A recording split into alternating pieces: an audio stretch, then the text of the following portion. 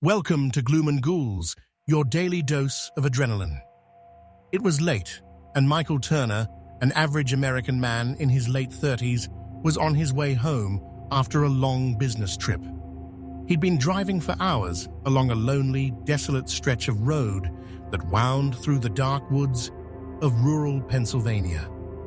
The road was known for its isolation, and despite the faint hum of his car's engine, everything around him was eerily quiet. It was one of those roads that made you feel like you were the only person left in the world. Michael had driven this route many times, but tonight, something felt off. He couldn't shake the uneasy feeling crawling under his skin. The headlights barely penetrated the darkness, and the trees stretching on either side of the road, like blackened sentinels, seemed to close in on him. Out of nowhere, a figure appeared in his headlights, standing by the side of the road. It was a woman, an old lady, hunched over with a cane in her hand. He didn't want to stop. It wasn't that he was afraid, but there was something strange about her presence. He'd heard of people being targeted by criminals who posed as innocent figures needing help. But the road was too quiet for that. The woman's slow, deliberate movements told him she wasn't in any kind of rush, and her old-fashioned clothes seemed a little out of place for this modern age. Still, when she raised a hand, Michael, against his better judgment, slowed down and rolled the window down. "Could you please give me a ride, dear?" Her voice cracked, but was still surprisingly soft. She had a slight accent that sounded almost foreign.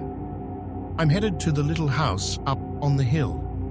Michael hesitated, but the vulnerability in her voice made him feel guilty for not helping. She was old, frail, definitely no threat. He sighed, unlocked the door, and gestured for her to get in. She climbed into the passenger seat with a slow, deliberate movement. Her hands were trembling, and the scent of old perfume mixed with lavender filled the car. She gave him a polite nod as he resumed driving. "Thank you," she said, glancing at him with bright, piercing eyes. "I don't usually ask for rides, but it's a bit too far for me to walk at this age." Michael tried to be polite, though his unease hadn't completely vanished. "No problem at all. You live up ahead then?" "Yes, dear," she replied, settling back in the seat. "I live alone. My family, well, they don't visit much anymore. They never really understood me." The conversation started off innocently enough. She spoke about the old house where she grew up, a large, beautiful estate that had once been full of life. Her voice had a strange, nostalgic quality as she recounted tales of her youth, full of laughter and love. "I was quite the beauty back in my day," she mused with a wistful sigh, her face briefly lighting up with an old but radiant smile. "Men would fall at my feet. It was a good life, but good things never last." "Do they, dear?" Michael, trying to make conversation, asked. "What happened? You said your family doesn't visit much anymore?" Her eyes darkened, and for a brief moment, her expression flickered, like something shadowed behind those old eyes. "Oh, that's a long story," she said quietly, almost to herself. "A story I'd rather not tell. But you asked, so..." She paused, and then, as if gathering herself, continued. "I had a handsome husband. He was a doctor. Well respected. And I had 2 children, a son and a daughter. We lived in that house happily. But you see, dear, things changed. People change." Michael glanced at her, feeling his unease growing. The temperature in the car seemed to drop a few degrees. "There were things about them, things I didn't know," she said, her voice quivering slightly. Things that drove me to do what I had to do." Michael frowned, feeling the hairs on the back of his neck stand up. "What do you mean? What did you do?" The old woman leaned closer, her breath now cold against his skin. "You're curious, aren't you, dear?" I can see it in your eyes, but you wouldn't believe me if I told you." Michael's knuckles whitened as he gripped the steering wheel. "Try me." Her lips curled into a slow, almost imperceptible smile. "I didn't mean to kill them at first. It wasn't intentional. But as things often go, life led me to a place where I had no choice." She paused, her hand trembling as she reached up to adjust her glasses. Michael could feel his heart pounding in his chest. The road seemed longer now, the dark woods pressing in on all sides. A chill ran through him, and the car's headlights flickered. "The affair," she murmured. "I found out about the affair my husband had. He was having an affair with my best friend. They were planning to leave me, to take everything from me, the house, the money, the children. I couldn't let that happen, could I?" Michael swallowed, trying to ignore the growing sense of dread. "So what did you do?" Her smile widened, but it wasn't a smile anymore. It was twisted, maniacal even. "I killed them, of course." Michael's grip on the steering wheel tightened. You killed your family?" She nodded slowly, her face now taking on a strange pallor. "It was necessary. They were better off dead. They didn't deserve to shriv after what they did to me. I wasn't just protecting myself, dear. I was protecting my legacy, protecting my beauty." Her voice became colder, sharper. The image of the sweet old lady was starting to crack. Her face began to change.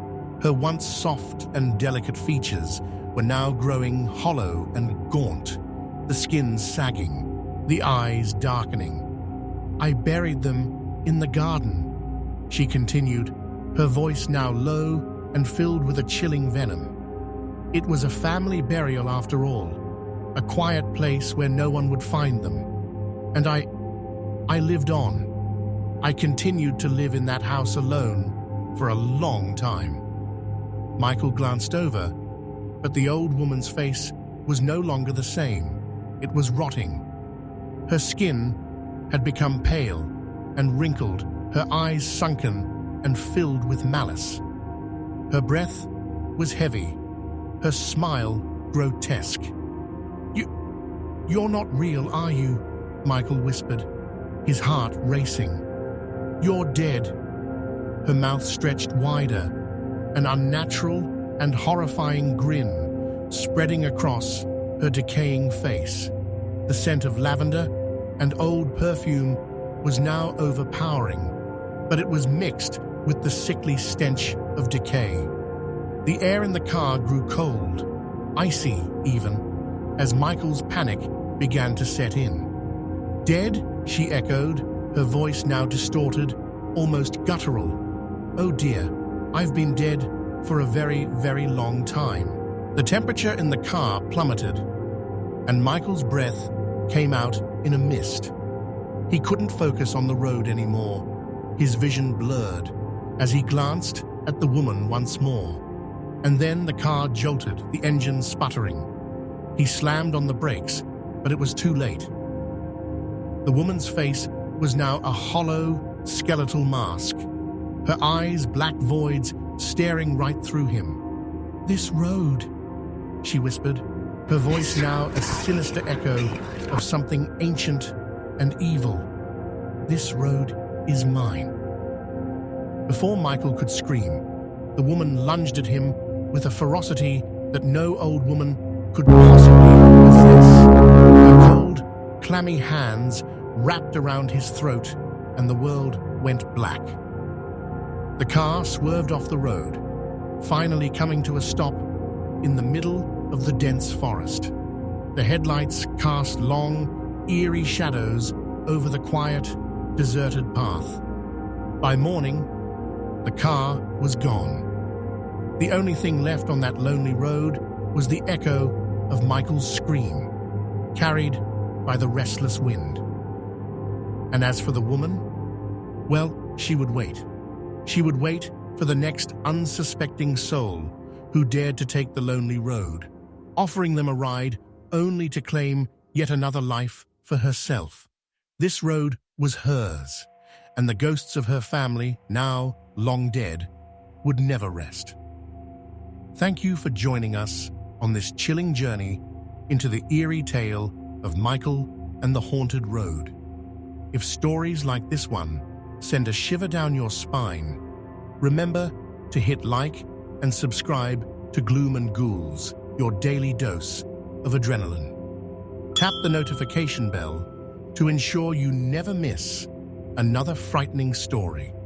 Share this tale with a friend who's brave enough to drive down a lonely path at night, or maybe not, if you want them to sleep. Let us know in the comments, would you have stopped for the mysterious old woman? Or would you have driven off, leaving her behind? We love hearing from our fellow thrill seekers. Until next time, stay safe and beware of who or what you let into your car. Gloom Ghouls will see you tomorrow for another spine-tingling story. Don't forget to like and subscribe.